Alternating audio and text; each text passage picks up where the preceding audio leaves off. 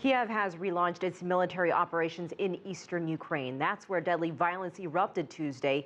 Ukrainian authorities say they found the brutally tortured bodies of a local politician and another person just outside the city of Slavyansk.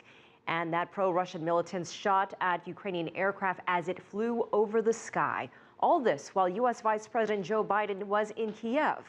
CCTV's Jim Spellman has more on Biden's visit amid all the tensions. It's been more than a week since masked gunmen seized government buildings in the eastern Ukrainian city of Slavyansk. As the Geneva deal to defuse the crisis appears to be coming undone, it is here where tensions could ignite into something worse. After discovering the body of a local politician near Slavyansk, one of the flashpoints in eastern Ukraine, the country's interim president ordered Ukrainian troops back into action. It was in Slavyansk where the first wave of Ukraine anti-terrorism operations stalled when Ukrainian troops refused to fight and left the town. It is here where Ukrainian forces are likely to come again, with the gunmen waiting behind barricades. The prospect of military operations brought Biden's visit to an ironic close. It was supposed to encourage compliance with the Geneva deal. It ended instead with confrontation.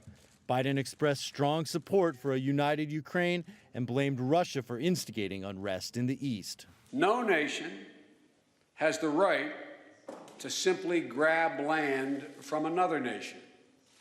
No nation has that right. And we will never recognize Russia's illegal occupation of Crimea, and neither will the world. But now it's time for Russia to stop talking and start acting.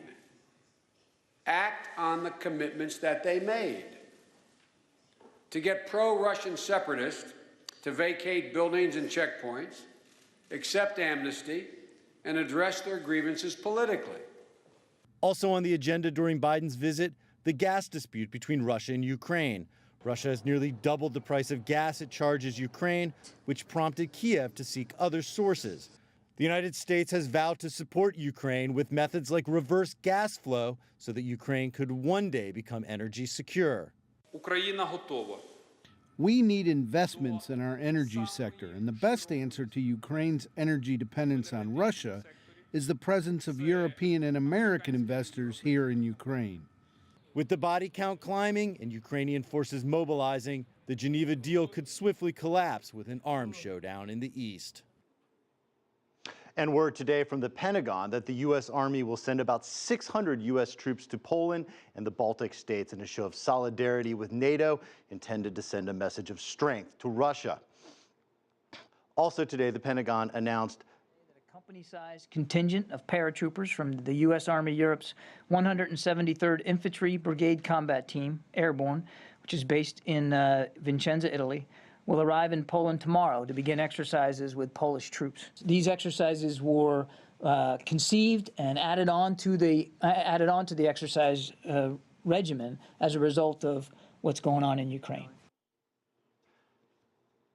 The Pentagon also announced about 450 additional troops, ground troops, will be sent to the Baltic states. Here's Russia, here's Ukraine. The paratroopers will go here to Poland, and about 450 additional soldiers, about 150 each, in Lithuania, Latvia, and Estonia.